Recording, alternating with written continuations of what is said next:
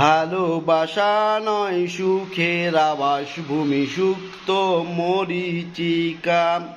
আসলে সুখের পিছনে আমরা ছুটতে চাই, মরীচিকার পিছনে ছুটতে চাই না। সুখটা সুখী আসলে সবাই প্রত্যাশা করে, কিন্তু কেউ পায় কেউ পায় না। আবার দেখা যাচ্ছে এই সুখের জন্য কি দরকার, টাকা দরকার, সম্পদ দরকার, অর্থ দরকার। আবার এই অর্থ থাকার পরেও দেখা যাচ্ছে অনেকে সুখ থাকে না, অনেকে সুখ সহ্য হয় না, অনেকে সুখ থাকে না। কিন্তু আবার দেখা যাচ্ছে এই টাকায়, এই ধন সম্পদ কোনো কিছুই নাই, অথচ সে মহাসুখী, মহাসুখী, মহাশান্তিতে থাকে। কিভাবে থাকে দেখেন, যার টাকা আছে তার টেনশন আছে, যার টাকা নেই তার টেনশন নেই।